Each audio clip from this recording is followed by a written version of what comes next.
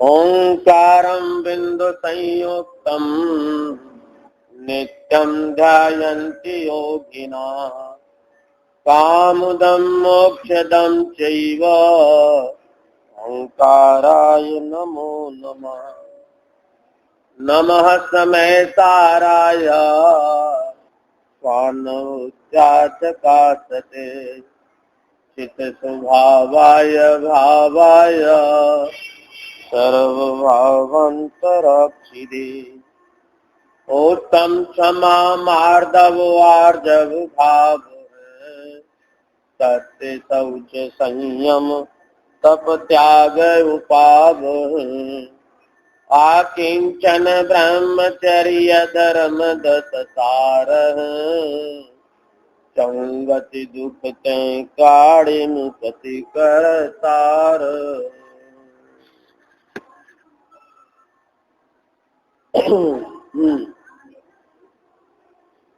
पर्वराज 10 लक्षण पर्व का आज अंतिम दिवस है।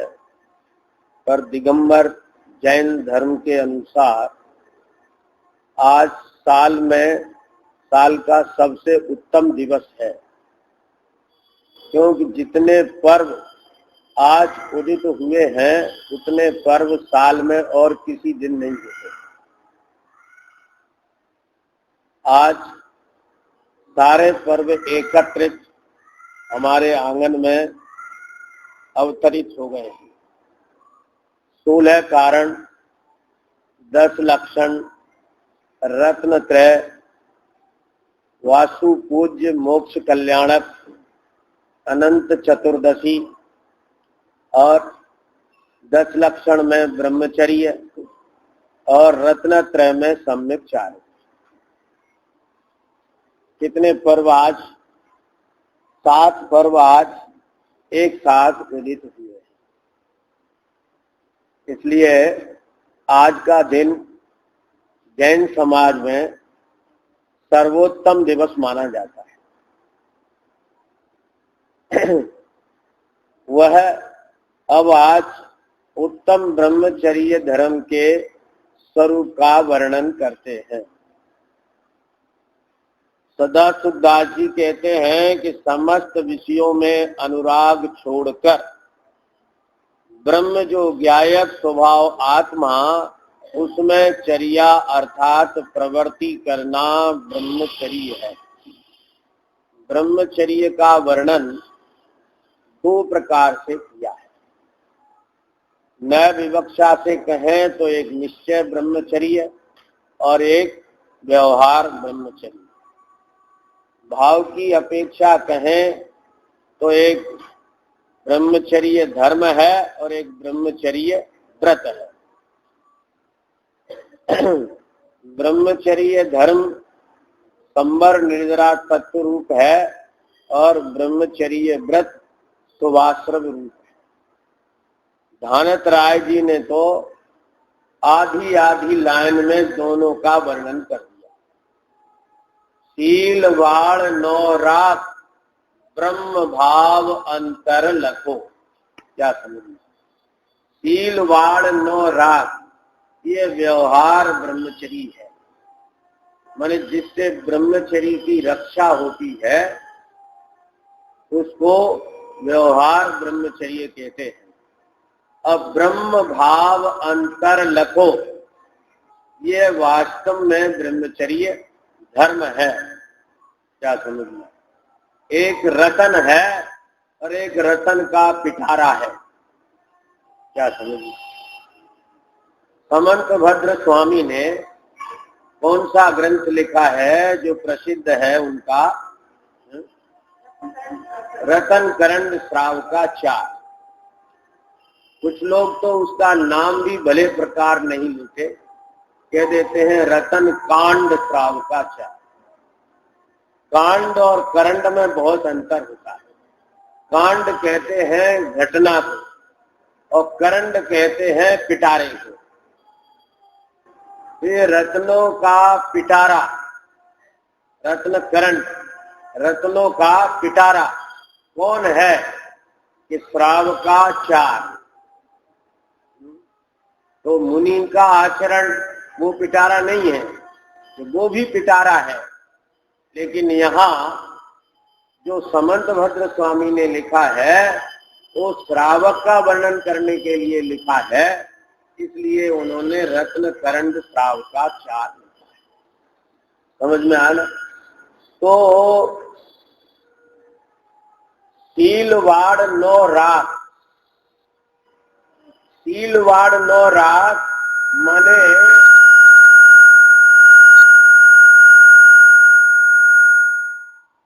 सील की 9 बाड़ें बताई हैं। बाड़ क्या होती है कि खेत में बाड़ लगाते हैं, ऊंची सी मेड़ लगाते हैं, इसलिए ताकि जो है उस फसल को कोई अन्य पशु न बिगाड़े। तो खेत की फसल की रक्षा के लिए बाड़ लगाते हैं। ऐसे ये सील रूपी रत्न के लिए 9 बाड़े हैं। क्या समझ में? 9 बाड़े। देखो रत्न कहाँ रखते हैं अपन, कि रत्न जो है एक डिब्बी में, सुंदर मजबूत डिब्बी में रखते हैं। समझ में आना? और वो रत्न रखने वाला जो कमरा होता है वो कमरा भी किनारे का, बाहर का नहीं होता है, जो बीचों बीच मकान में होता है उस कमरे में, और उसमें भी तिजोरी में, और तिजोरी के भी उस मजबूत खाने में, और उसके भीतर भी डिब्बी में, और डिब्बी के भीतर भी कागज में लपेट के उस रत्न को रखते हैं। रत्न की सुरक्षा के लिए अपन कितनी बाड़ें लगाते हैं। ऐसे ही ये सील रूपी रत्न है। क्या समझ में आया? इस रत्न की रक्षा करने के लिए आचार्य भगवंतों ने 9 बाड़ें कही हैं।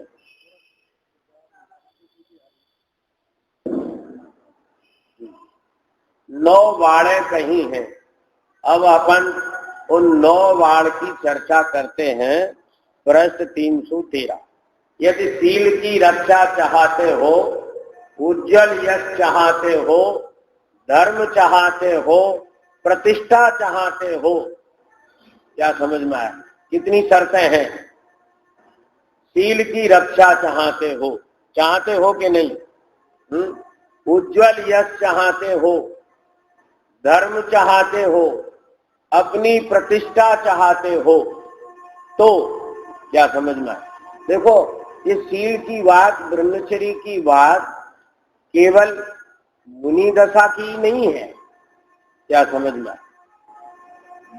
ब्रह्मचर्य प्रतिमाधारी की भी नहीं, माने उसकी भी है, अकेली उसकी नहीं। जो गृहस्थ है उसको भी ब्रह्मचर्य की बाड़ की जरूरत है। समझ में आया ना? जैसे जिसको जो है, ऐसा भी कहते हैं एक नारी सदा ब्रह्मचारी, ऐसा भी कहते हैं।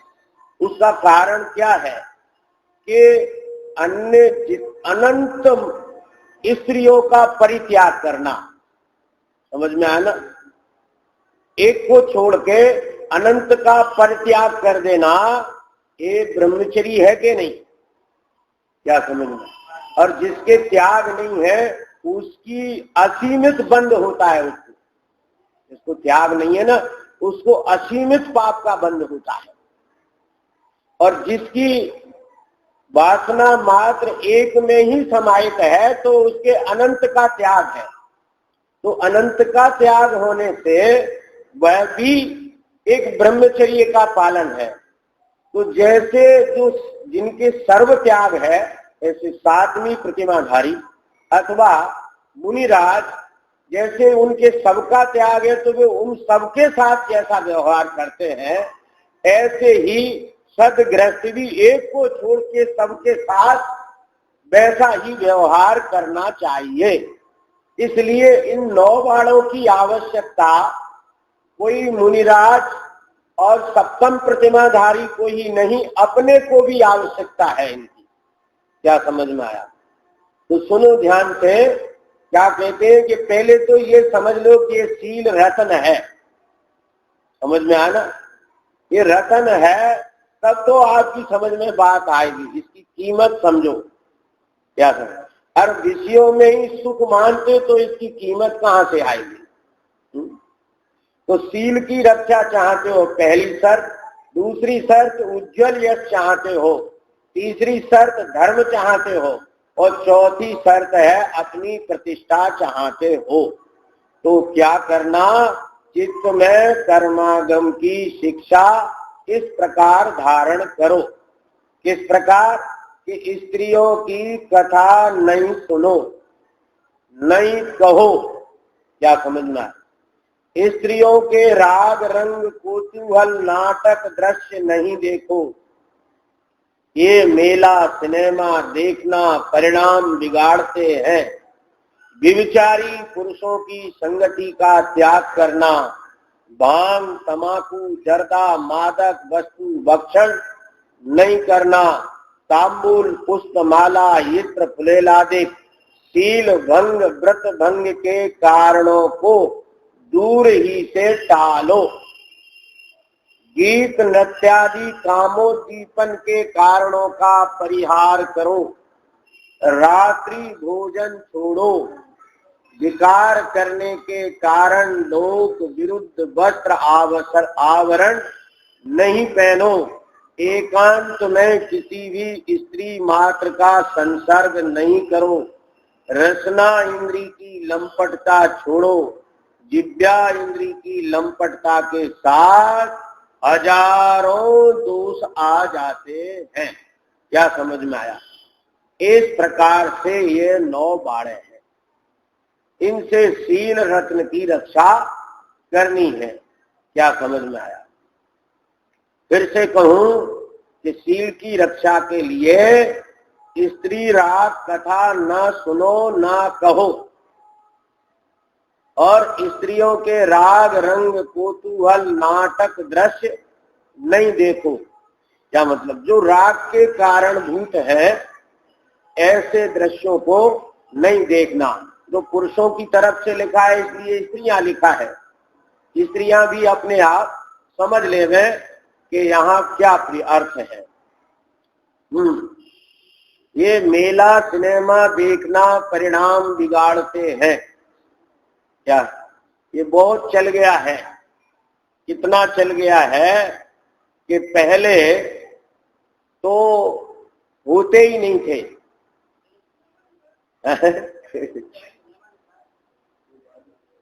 ये ज्यादा पुराना नहीं है। ये सदाशिव दास जी ने ये अधिकार स्वतंत्र लिखा है। समझ में आया ना। ये रतनकरंड श्रावकाचार्य का समंत भद्र के द्वारा लिखा हुआ ये अध्याय नहीं है। ये भावना अधिकार सदाशिव दास जी ने इस रतनकरंड श्रावकाचार्य की टीका के मध्य में स्वयं लिखा है। क्या समझ में। तो शुरुआत हो गई होगी उनके जमाने में। क्या समझ में।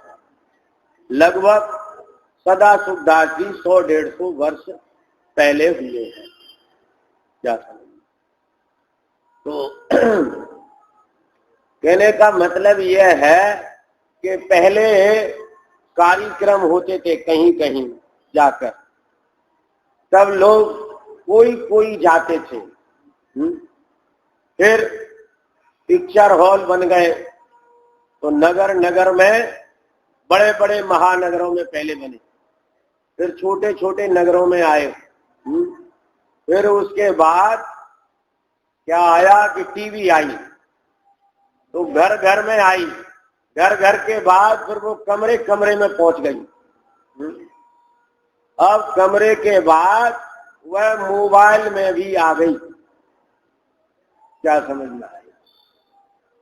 जिधर जाओ सर्वत्र इसी का धुआंधार प्रचार है। क्या समझ में आया। सीख बिना नर सीख रहो, विषय सुख सेवन की चतुराई। दापर और रचे रस काव्य, तिनकी कहा कहूं निठुराई। बनारसी दास जी के जमाने में इन विषयों की पुस्तकें लिखी जाती थी।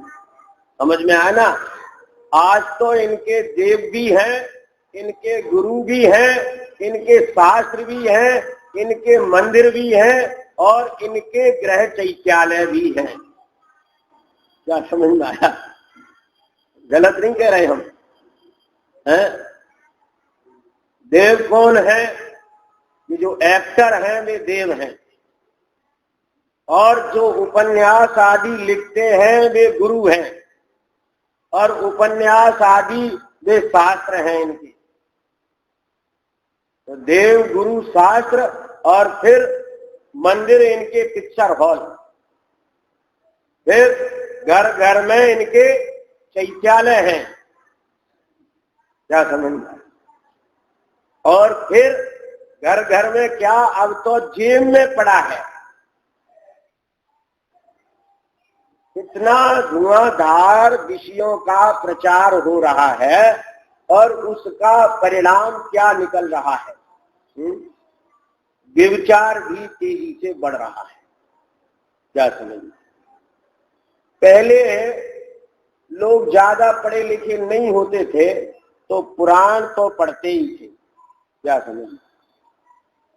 तो पुराण पढ़ते थे तो उन्हें ये पता लगता था कि जो गलत कार, हिंसा, झूठ, चोरी, कुशील, परिग्रह में प्रवर्ते हैं वे नरकादि गति को प्राप्त होते हैं, और जो अहिंसा, सत्य, अचोर, ब्रह्मचर्य या परिग्रह का पालन करते हैं, जिन धर्म की भक्ति, पूजा, स्वाध्याय, व्रत, तप, उपवास करते हैं वे देवादि गति को प्राप्त होते हैं।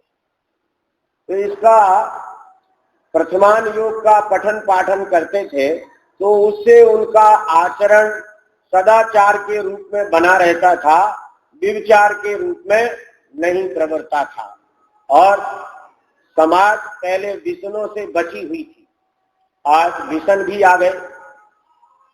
सातों व्यसन इस समाज के अंदर बैठे हुए हैं और इसीलिए व्यभिचार से व्यभिचार भी इस समाज में आ गया।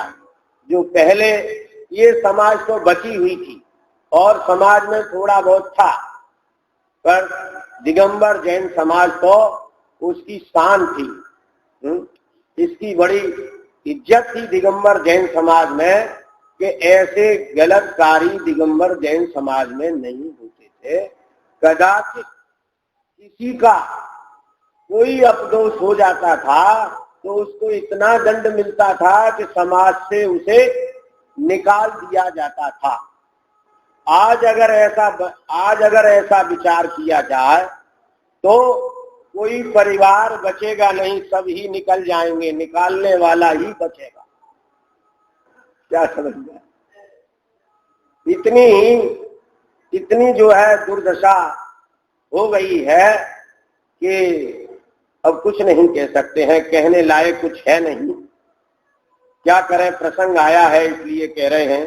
व्यभिचारी पुरुषों की संगति का त्याग करना, इनकी संगति में भी नहीं जाना, भांग, तमाकू, जर्दा, मादक वस्तु भक्षण नहीं करना, क्योंकि ये मादक वस्तु का भक्षण करने से विकार और अपनी तीव्रता को पकड़ता है।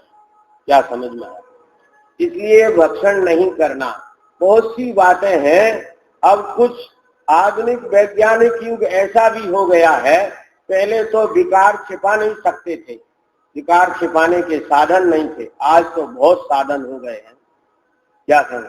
इसलिए और विकार को बढ़ावा मिला है। तांबुल, पुष्प, माला, इत्र, फुलेल आदि ये भी शील भंग के कारण हैं।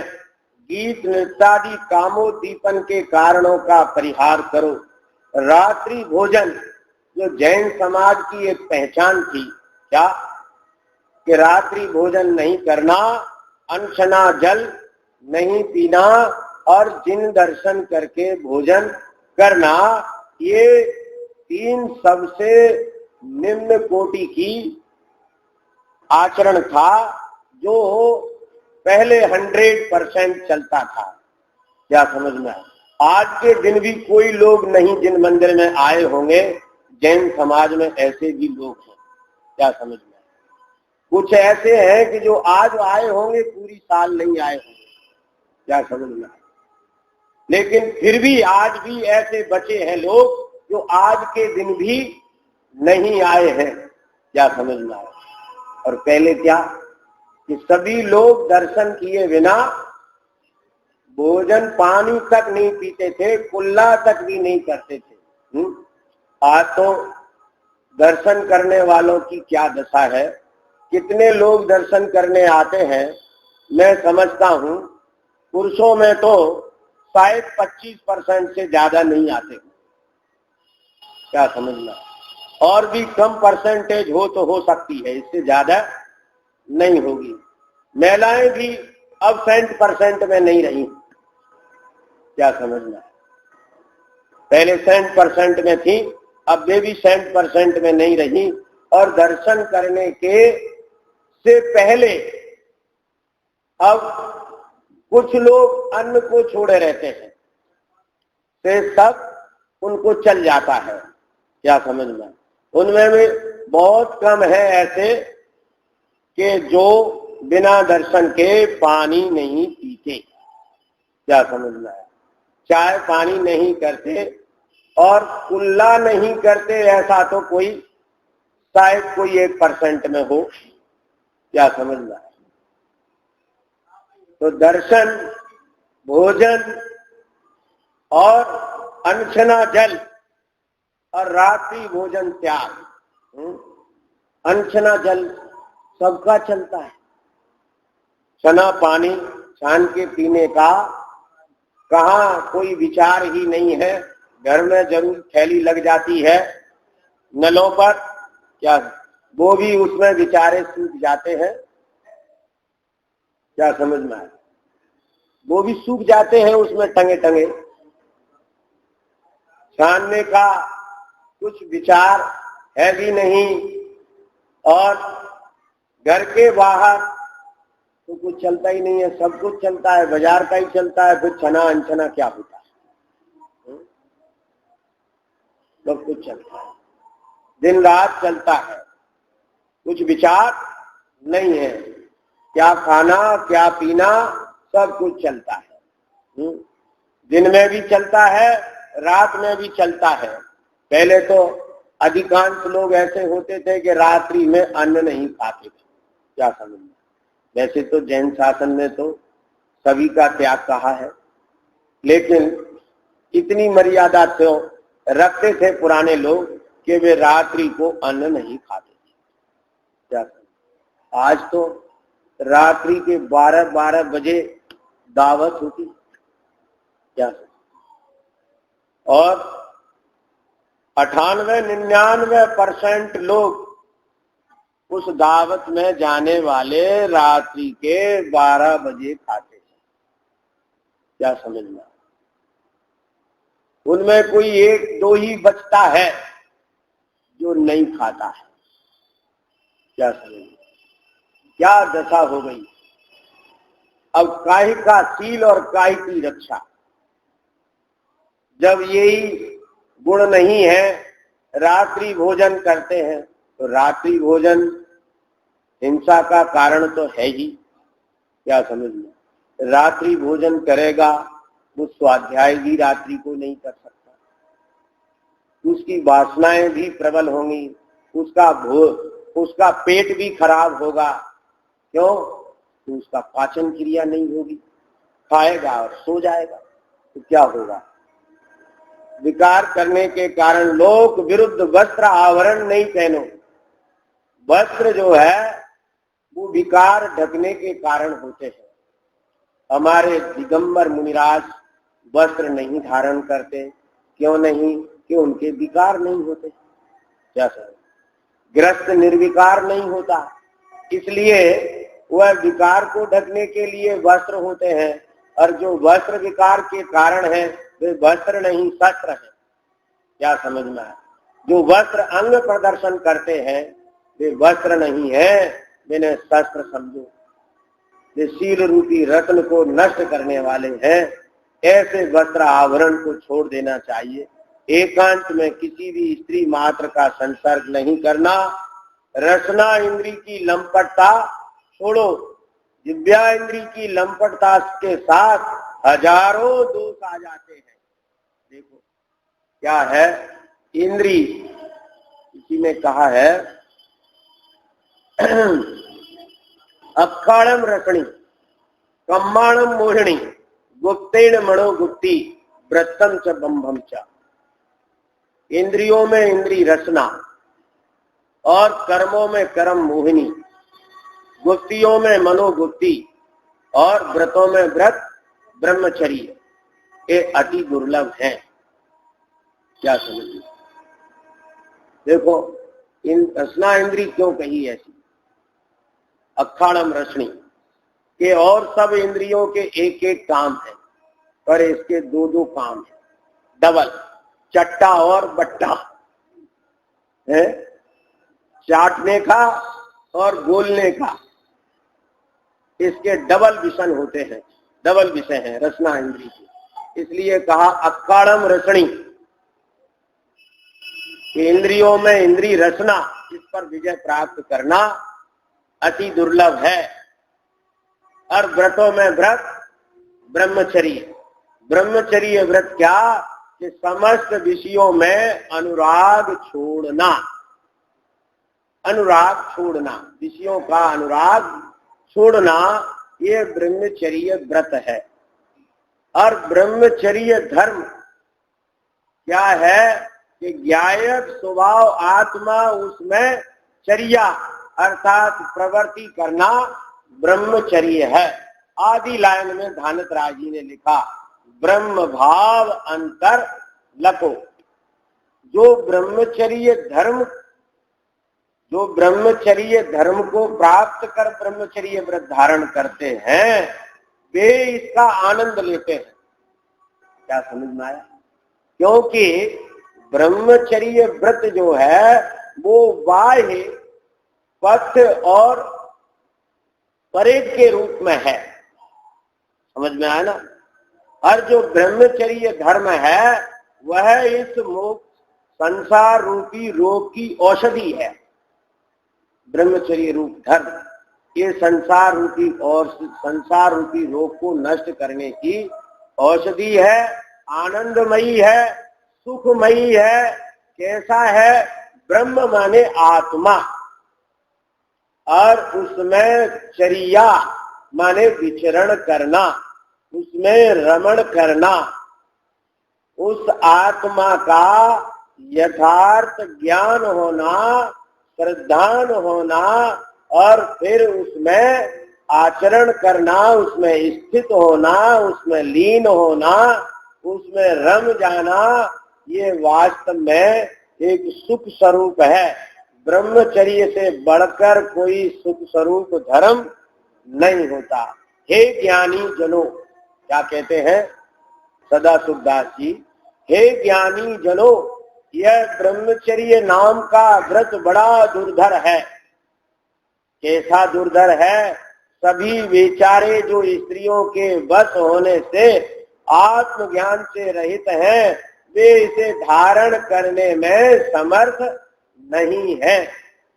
जो मनुष्यों में देव के समान है, वे इसे धारण करने में समर्थ है।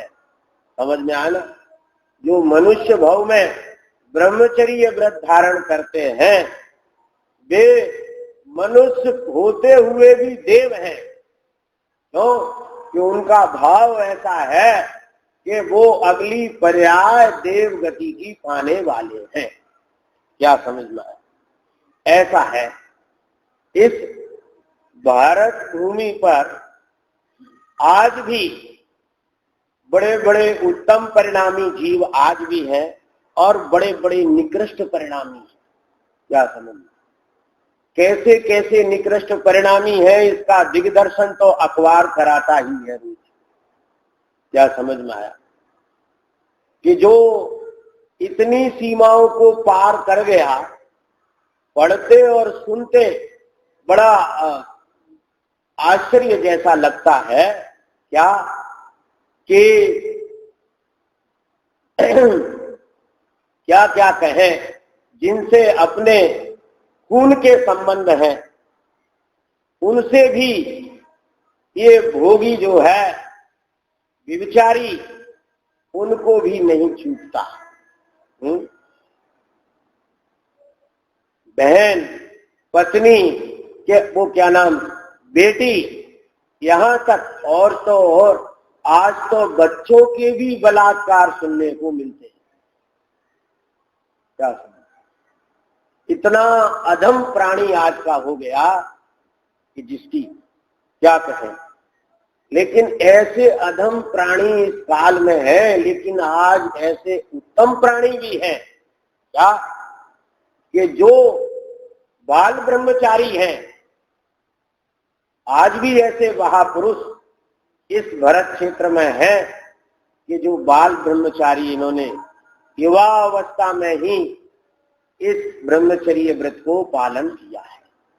क्या कितनी अधोता और कितनी उच्चता इस काल में भी है।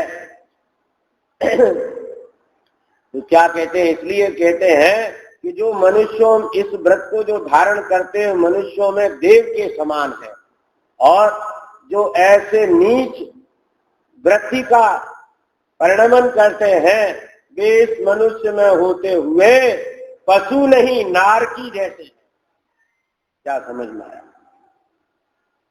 और नारकियों में क्या होता है, वासना होती है, भोग नहीं होता। क्यों नहीं होता, नारकी सब नपुंसक होते हैं। कौन होते हैं, नपुंसक होते हैं। क्यों कि यहाँ उन्होंने अनीति पूर्वक विषय सेवन किया है, तो वहां वो लोह की तप्त स्त्री बनाकर उसके शरीर से चिपकाते हैं। क्या समझ में आया। कि भोग तो भोगना ज्यादा समझता था ना, अच्छा इसमें सुख क्या है। ऐसी वहां वो तप्त स्त्री के साथ स्पर्श की वेदना भी हजारों बार, लाखों बार कहें कि असंख्यात बार कहें, ऐसी वेदना सहन करनी। इन भोगों के का कितना दुष्परिणाम है, अपन इसको जरा समझे। कोई ऐसा नहीं समझना कि बढ़ा चढ़ा के कहा जा रहा है, बढ़ा चढ़ा के नहीं कहा जा रहा है। कह नहीं सकती ये वाणी। क्या समझ में आया। सर्वज्ञ जानते हैं और वो प्राणी उस दुख को भोगता है, सो जानता है। अपन तो उनकी आज्ञा के अनुसार कुछ कहते हैं, हमारी वाणी में उनके दुखों को वर्णन करने की सामर्थ्य नहीं है। सर्वज्ञ ही जानते हैं और वे भोगते हैं। अपन ने भी एक बार नहीं अनंत बार भोगा है, पर स्मृति ज्ञान नहीं है।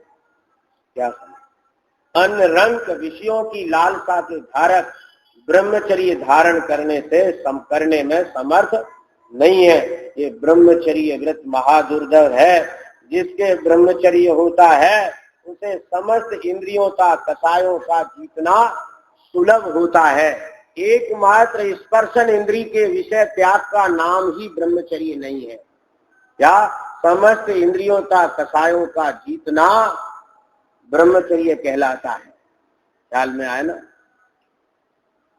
जैसे न आचार्य ने समय सार की चौथी गाथा की टीका में काम भोग बंद कहा, ये सुलभ है, ऐसा मूल गाथा में आया है।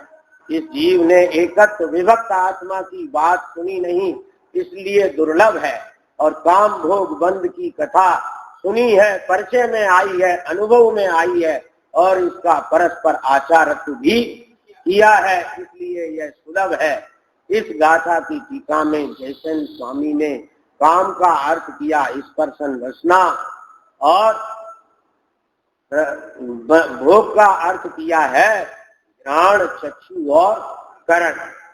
इस प्रकार काम भोग में उन्होंने पांचों इंद्री के विषयों को ग्रहण किया है, एक ही इंद्री के विषय को नहीं। क्या समझ में? फिर भी स्पर्शन इंद्री पर ज्यादा जोर दिया है। उसका कारण यह है कि स्पर्शन इंद्री जो है वो कैसी है कि उसका प्रभाव काल की अपेक्षा भी अखंड है, द्रव्य की अपेक्षा भी अखंड है, क्षेत्र की अपेक्षा भी अखंड है, भाव की अपेक्षा भी अखंड है। देखो, ये आंख, नाक, कान और जिह्वा, ये चारों इतने क्षेत्र में है। और स्पर्शन इंद्री पूरा शरीर स्पर्शन इंद्री का है। क्या समझना? पूरे शरीर से स्पर्श रस गंध स्पर्श का ज्ञान होता है। क्या समझना? तो पूरा शरीर स्पर्शन इंद्री है। इन चार इंद्रियों में भी वह व्याप्त है, इसलिए वह क्षेत्र से अखंड है। और देखो, इसको तो अपन रोक भी सकते हैं। ऐसे नहीं देखना तो आंखें बंद कर लो, नहीं सुनना तो कान बंद कर लो, नहीं बोलना तो मुंह बंद कर लो, नहीं सूंघना तो नाक बंद कर लो, पर स्पर्शन को बंद करने का कोई तरीका नहीं है। क्या समझना? गांधी जी की बंदर जैसी है, बंद कर सकते हो आप, लेकिन स्पर्शन को नहीं। ये इंद्री स्पर्शन इंद्री जो है अनादि से है। कब से है? अनादि से है। यह शेष चार इंद्रियां अनादि से नहीं है। क्यों नहीं है? कि अनादि से यह जीव निगूढ़ में है और वहां मात्र एक इंद्री होती है, इसलिए स्पर्शन इंद्री अनादि से है। रसना इंद्री दो इंद्री जीव के होती है और तीन इंद्रियां स्पर्शन रसना घ्राण तीन इंद्री जीव के होती है और चार इंद्री जीव के स्पर्शन रसना घ्राण और चक्षु और पांच इंद्री जीव के स्पर्शन रसना घ्राण चक्षु और कर्ण। इस प्रकार पांच इंद्रियां होती है। तो इसका काल भी अखंड है। अभी तक जो है कभी भी स्पर्शन इंद्री के बिना ऐसे कोई भी पर्याय नहीं मिली है। और स्पर्शन इंद्री वाले आत्म द्रव्य कितने हैं? शेष चार इंद्री वाले आत्माओं से अनंत गुणे हैं। क्या समझ में? और सिद्ध भगवान भी अनंत हैं, उनसे भी अनंत गुणे हैं स्पर्शन इंद्री वाले जीव। क्या समझ? इसलिए यह द्रव्य से भी अखंड है और भाव से भी अखंड है। क्या समझना? सदैव स्पर्श होता ही रहता है, ठंडे का, गर्म का, कड़े का, वो कड़े का, नरम का। क्या समझ में आया? हर समय स्पर्श होता है।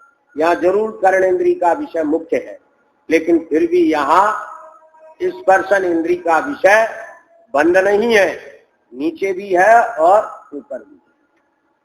क्या समझ? अगर ये बंद कर दिया जाए तो इसको पंखे को बंद कर दिया जाए तो मंदिर में आधे भी लोग नहीं आए। क्या समझ? मालूम है आपको? आलोचना पाठ जिनने पढ़ा होगा उन्हें पता होगा। क्या लिखा आलोचना पाठ में? पंखाते पवन बिलोलो।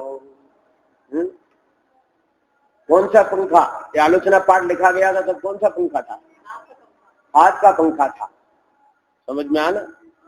और उस हाथ के पंखे से पवन काय के जीवों की हिंसा एवं कुछ तरह जीवों की भी हिंसा होती है, उनकी आलोचना पाठ में लिखी गई है।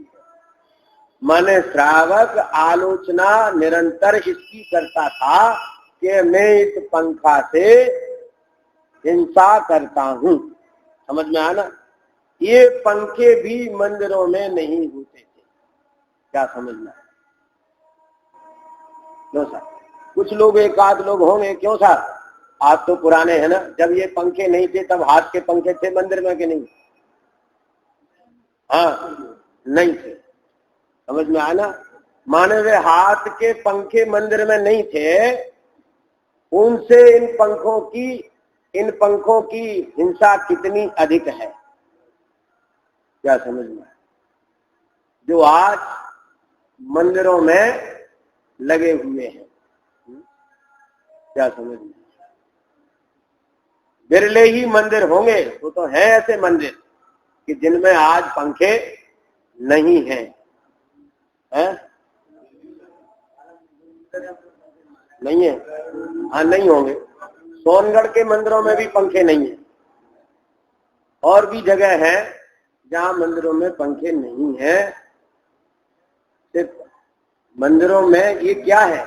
ये पापायतन है, मंदिर धर्मायतन है। क्या समझ में आया? मंदिर धर्मायतन है और ये पापायतन है। अब क्या करें? तो फिर मंदिर में से पंखे निकाल दें।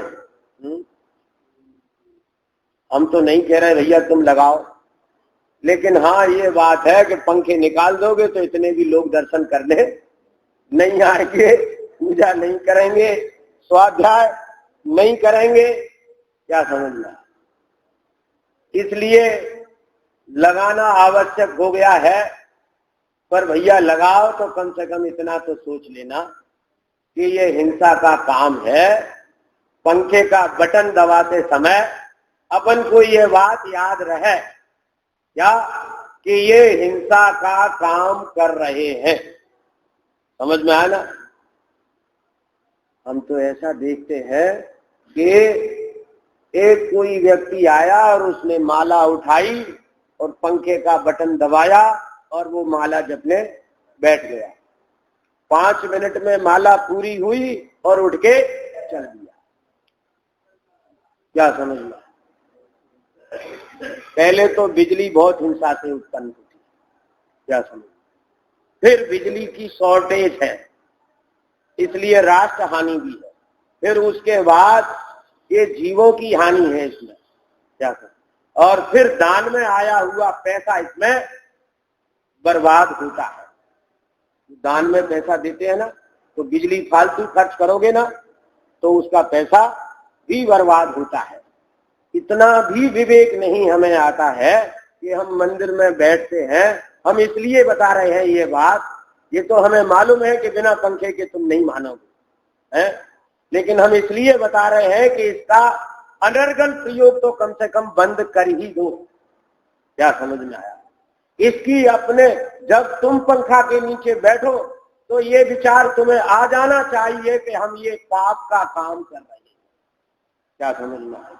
इतना विचार तो आना चाहिए कि इतना भी विचार नहीं आता, पंखा खोले और चल दिए हैं। क्या समझ में? जरूरत है 2 की और चलते हैं 8-8। लाइटें भी इसी तरह जलती हैं, सब में हिंसा होती है। जितना भी हो उतना कम से कम करना चाहिए। क्या समझना? तो स्पर्शन इंद्रिय का भाव जो है वो निरंतर चलता रहता है। देखो आप, खंड खंड और अखंड की बात। जब भरत चक्रवर्ती 6 खंड की दिग्विजय के लिए निकलते हैं, समझ में आना? और चक्रवर्ती के अलावा तीर्थंकर भी चक्रवर्ती हुए हैं। शांतिनाथ, कुंठनाथ, हरनाथ चक्रवर्ती, ये 6 खंड की दिग्विजय करते हैं, पर एक खून की बूंद नहीं टपकती। क्या समझ में आया? 6 खंड की दिग्विजय करते हैं, चक्रवर्ती होते हैं, शक्ति का कोई माप नहीं है। शक्ति कितनी कि एक बार ऐसे लोग कहने लगे कि लड़ते हैं हम और नाम होता है भरत का। भरत ने ये बात सुन ली तो भरत ने क्या किया? उंगली टेढ़ी कर ली। उंगली टेढ़ी कर ली तो भाई उंगली टेढ़ी हो गई, कैसे सीधे हो? तो पहले इसके लिए वैद्य बुलाए गए। उन्होंने अपना उपचार कर लिया पर उंगली सीधी नहीं। उंगली क्या करें कि ऐसा करो कि इसमें रस्सी बांधो, रस्सी लगाओ और पूरी सेना बुलाओ, पूरी सेना, और वो पूरी सेना इस रस्सी को पकड़कर खींचे तो उंगली सीधी हो जाए। तो जो है वो पूरी सेना लग गई, पर भरत की टेढ़ी उंगली को सीधी नहीं कर पाया। समझ में आना कितनी शक्ति होती है एक चक्रवर्ती में, है? मालूम है आपको, 900 गाय का दूध अकेला चक्रवर्ती उसकी खीर खाता है। हाँ, 900 गाय के दूध का अकेला एक चक्रवर्ती खीर खाता है, और उस खीर को पटरानी भी नहीं पचा सकती। क्या समझ ला कैसे खाता है मालूम है? 100 गायों के 9 ग्रुप होते हैं,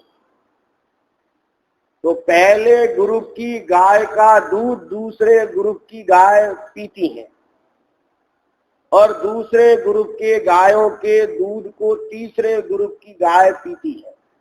इस तरह जो है अंतिम जो 9वां ग्रुप है, उस ग्रुप से जो निकाला जाता है दूध, और उससे मेवा डाल के और घोंट के उसकी खीर बनती है, उसको चक्रवर्ती पचा सकता है, दूसरा कोई पचा सकता नहीं है। और उस चक्रवर्ती को मलमूत्र भी नहीं होता। क्या समझ में? ऐसी उसकी असाधारण पाचन शक्ति होती है। क्या समझ में? इतनी ताकत उस चक्रवर्ती में है, उससे कौन लड़ने को तैयार होता है? शहखंड की दिग्विजय करने चल दिए भरत, तो क्या होता था? बहुत से जगह तो लोग आपो आप उन्हें अपना चक्रवर्ती राजा स्वीकार करके जिनके शरण में आ जाते थे। समझ में आना? और बहुत सी जगह वैराग्य हो जाता था। क्या वैराग्य हो जाता था? तो वो भरत जाकर उनको नमन करता था। जिनको वैराग्य नहीं होता था वे भरत को नमन करते थे, और जिन्हें वैराग्य हो जाता था कि दिग्विजय करने के लिए भरत आया, अरे इस राज का क्या होगा, तो भरत को नमन नहीं करते थे, भरत उनको नमन करता था। क्यों?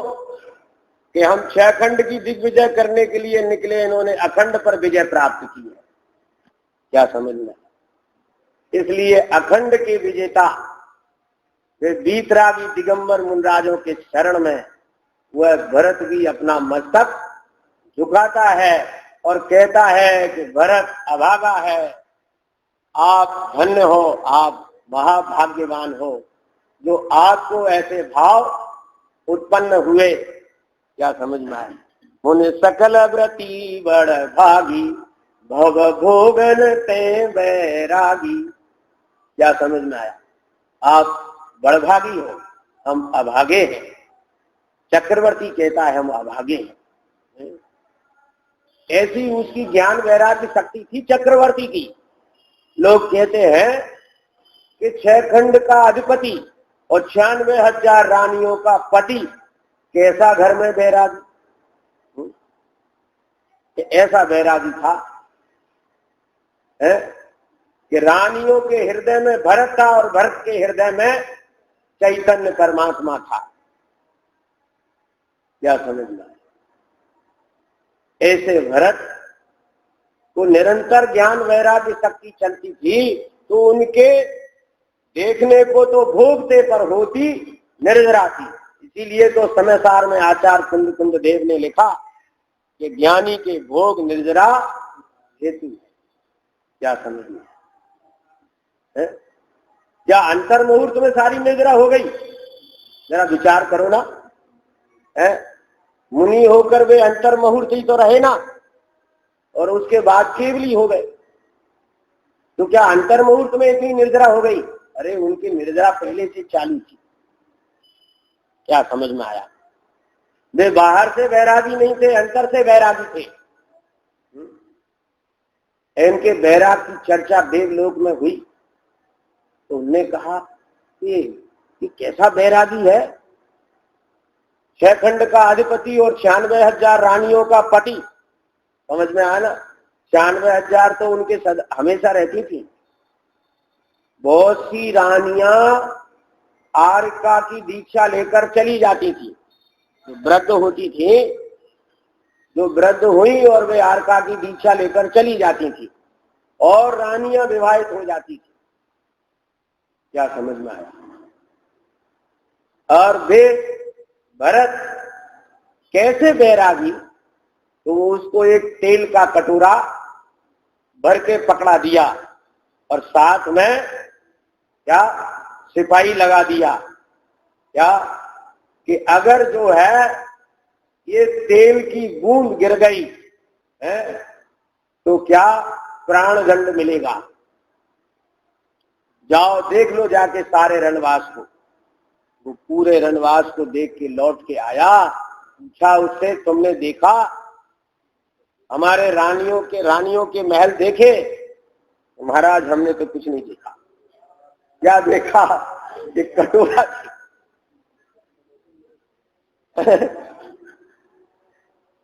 ऐसे ही भरत की दृष्टि में ज्ञायक परमात्मा रहता है। क्या समझ में आया? वो उपादेय रूप से ज्ञायक परमात्मा रहता है, इसलिए उनके ये सारे बाह्य भोग वैभव रोते हुए भी वे अंदर से बैरागी थे। क्या ख्याल में? तो बात क्या चल रही थी कि स्पर्शन इंद्री को जीतना अन्य इंद्रियों से ज्यादा दुर्लभ है, इसलिए ब्रह्मचर्य के प्रसंग में स्पर्शन इंद्री की मुख्यता की है, लेकिन शेष इंद्री इसके विकार को बढ़ाने में साधन है। इसलिए समस्त इंद्री के विषयों पर निषेध किया है। हे भव्य, स्त्रियों के सुख में रागी जो मंदोन्मत हाथी है, उसको वैराग्य भावना में रोककर विषयों की इच्छा का अभाव करके दुर्धर ब्रह्मचर्य धारण करो। क्या कहते हैं कि भैया ये ब्रह्मचर्य धर्म जो है महान है, इसे अवश्य धारण करो, जितनी सामर्थ्य हो उतना धारण करो। क्या समझ में आया? पहले तो कम से कम ये समझो कि ये ब्रह्मचर्य धर्म सर्वोत्कृष्ट रतन है। क्या समझ में? इसको उपादेय समझो, इसे सुख रूप समझो, इसे सुख का कारण समझो। क्या समझ में आया? और वासना को दुख रूप समझो, दुख का कारण समझो, उसको हे समझो, फिर उससे निवृत्त होने की भावना करो, इसमें प्रवृत्त होने की भावना करो, फिर अपनी सामर्थ्य अनुसार उसका नियम और प्रतिज्ञा करो। क्या समझ में आया? गृहस्थ का ब्रह्मचर्य उत्तम 29 दिन का होता है, मध्यम 26 दिन का होता है और जघन्य 24 दिन का होता है। क्या समझ? उसके बाद उत्तम मध्यम जघन्य की गणना नहीं है। क्या समझ में आया? तो भाई ये ब्रह्मचर्य धर्म जो है ये महान है, इसकी महानता समझो। ये काम भाव चित्त रूपी भूमि में उत्पन्न होता है। काम से सताए जाने पर भी यह जीव नहीं करने योग्य ऐसे पाप भी कर डालता है। यह काम मन का मथन करता है, मन के ज्ञान को नष्ट कर देता है, इसी कारण इसे मनमत कहते हैं। ज्ञान के नष्ट हो जाने पर ही स्त्रियों के महादुर्गंध युक्त निंद शरीर को रागी होकर सेवन करता है। काम भाव से अंधा हो जाने पर महाअनीति को प्राप्त होकर अपनीता पर की नारी का विचार ही नहीं करता। इस अन्याय से मैं यहाँ पर ही मारा जाऊंगा, राजा का तीव्र दंड भोगना पड़ेगा, यश मलिन हो जाएगा, धर्म से भ्रष्ट हो जाऊंगा, सत्यार्थ बुद्धि नष्ट हो जाएगी, मरण करके नरकों में घोर दुख असंख्यात काल पर्यंत भोगना होंगे, फिर असंख्यात काल तक त्रियंशों के दुख रूप अनेक भव धारण करना होंगे, फिर कुमनुष्यों में अंधा, लूला, कुबड़ा, दरिद्री, इंद्री, विकल, बहरा, गूंगा, चांडाल, भील, चमारों के नीच कुलों में उत्पन्न होकर फिर त्रस्त स्थावरों में अनंत काल परिभ्रमण करूंगा। ऐसा सत्य विचार कामी के उत्पन्न नहीं होता। क्या समझना है? सबसे बड़ी समस्या ये है कि यह विषय सेवन दुख रूप है, ये भाषित नहीं होता। ये सुख रूप है ऐसा लगता है। पृष्ठ 223 दिखाते हैं ये कैसे दुख रूप है। यहाँ कोई कहता है कोमल अंगों की धारा की स्त्रियों के अंग के स्पर्श से रति सुख उत्पन्न होता दिखता है, दुख रूप कैसे कहा? उत्तर सुनो, इंद्रियों के विषयों के भोग से उत्पन्न सुख सुख नहीं, ब्रह्म से सुख रूप दिखता है। पहले तो विषयों की चाह रूप महावेदना उत्पन्न होती है। जब वेदना उत्पन्न होती है तब उसे दूर करने का इलाज चाहता है। जैसे शरीर में चमड़ी मांस खून जब विकार रूप हो जाते हैं तब उत्कट खास हो जाती है, फिर नाखून से ठीकरी से पत्थर से अपने शरीर को खुजाता है। शरीर को रगड़ने से खून निकलने लगता है, तब और अधिक खुजाकर दुखी होता है, वहां दुख को ही सुख मानता है। उसी प्रकार मैथुन सेवन करने वाला भी मोह से दुखी को सुख मानता है। मनुष्य, असुर, सुरेंद्र आज सभी जीव अपने शरीर के साथ ही उत्पन्न हुई इंद्रियों द्वारा उत्पन्न विषयों की चाह जलन का दुख सहने में असमर्थ होने से महानिंद विषयों में अति लालसा करके झपट कर भोगना चाहते हैं। अग्नि से तपाए हुए लोहे के गोले के समान इंद्रियों के ताप से तप्तायमान आत्मा विषयों में अति तृष्णा से उत्पन्न अति दुख रूप वेग को सहन करने में असमर्थ होने से विषयों में दौड़कर छलांग लगाता है। जैसे कोई पुरुष चारों ओर से अग्नि की ज्वाला से जलता हुआ अग्नि की तपन को नहीं सह सकने के कारण पास में ही विष्ठा से भरे महादुर्गंध युक्त बहुत गहरे गड्ढे में जाकर गिर पड़े और इस विष्ठा में सिर तक डूबकर उसे ही ताप रहित सुख मानकर मर जाता है, वैसे ही यह संसारी जीव स्पर्शन इंद्री के विषय की चाह रूप दुख को सहन करने में असमर्थ होने से स्त्रियों के दुर्गंध युक्त मलिन शरीर में डूबकर काम की पीड़ा रहित होकर सुख मानता हुआ अति तृष्णा से उत्पन्न तीव्र दुख को भोगता हुआ मरण कर संसार में दुखी होता रहता है। इंद्रियां दुख में निमित्त हैं। इस जीव को यह इंद्रियां तो आताप का दुख उत्पन्न करने वाली महाव्याधि है, तथा ये जो इंद्रियों के विषय हैं वे किंचित काल के लिए दाह दुख की उपशमता के कारण विपरीत अपत्य औषधि हैं, जिनसे विषयों की चाह रूप दाह दुख बढ़ता चला जाता है, घटता नहीं है। भ्रम से इलाज मानता है। जिनकी इंद्रियां जीवित हैं उन्हें स्वाभाविक की दुख ही है। दुख नहीं होता तो स्त्रियों में उछल उछल कर कैसे गिरते, वहां देखते भी हैं। कपट की हथनी के शरीर के स्पर्श के लोभ के लिए जंगल का हाथी स्पर्शन इंद्री के दुख का सताया होने से गड्ढे में गिरकर घोर बंधन के दुख भोगता है। पानी की चंचल मछली रचना इंद्री के दुख में बस में होकर धीमर के द्वारा फैलाए कांटे में फंसकर प्राण गमा बैठती है। घ्राण इंद्री के दुख का सताया भंवरा कमल की गंध के लोभ में कमल को सिकुड़ता हुआ देखकर भी कमल में ही रहकर प्राण रहित हो जाता। नेत्र इंद्री जनित कष्ट को नहीं सह सकने वाला पतंगा रूप का लोभी होकर दीप की ज्वाला में जलकर भस्म हो जाता। कर्ण इंद्री जनित संगीत सुनने की तृष्णा के दुख को नहीं सह सकने के कारण समर्थ हिरण शिकारी द्वारा गाए जाने वाले मधुर राग में अचित होकर मार दिया जाता है। क्या सुनो नीचे का पैराग्राफ। इस संसार में इंद्रियों से केवल दुख ही है। जिनके पास इंद्रिय रहित अतीन्द्रिय केवल ज्ञान है, उनके पास ही निराकुलता स्वरूप ज्ञानानंद सुख है। क्या समझ में आया? ये इंद्रियों के विषयों के वश दुखी होता है, पर इंद्रिय से रहित अतीन्द्रिय केवल ज्ञान तेरा स्वरूप है, उसको देख निराकुल स्वरूप को प्राप्त होगा। जो इंद्रियों के अधीन है उनके स्वाभाविक दुखी है। यदि स्वाभाविक दुख नहीं हो तो विषयों में प्रवृत्ति कैसे करते हैं? जिसका शीत ज्वर मिट गया हुआ अग्नि को तापना नहीं चाहता, जिसका दाह ज्वर मिट गया हुआ बर्फ की पट्टी नहीं रखना चाहता, जिसका नेत्र रोग मिट गया हुआ कोई भी अंजन आंखों में नहीं लगाना चाहता, जिसका कान दर्द मिट गया हुआ बकरे का मूत्र आदि कान में नहीं डालना चाहता, जिसका शरीर का फोड़े का घाव मिट गया वह कोई मल्लम पट्टी नहीं करता, उसी प्रकार जिसे इंद्रिय जनित वेदना नहीं होती उसकी विषयों में प्रवृत्ति कभी नहीं होती। क्षुधा वेदना बिना भोजन कौन करता है, त्रसा वेदना बिना जल कौन पीता है, गर्मी का कष्ट हुए बिना ठंडी हवा कौन चाहता है, ठंड का कष्ट हुए बिना रुई के भरे वस्त्र का ऊनी वस्त्र कौन पहनना ओढ़ना चाहता है। कितने दृष्टांत दिए हैं। ये सभी विषय तो वेदना मिटाने के उपाय हैं, इलाज है। इन विषयों से किंचित काल के लिए वेदना घट जाती है, दर्द की गोली के समान समझना ये इलाज नहीं है। समझ में आया ना। अज्ञानी उसे सुख मान लेता है, वह सुख वास्तव में सुख नहीं है। सुख तो वहां है जहां वेदना उत्पन्न ही नहीं होती। अनाकुलता जिसका लक्षण है ऐसा स्वाधीन अनंत ज्ञान वही सुख है, अन्य नहीं।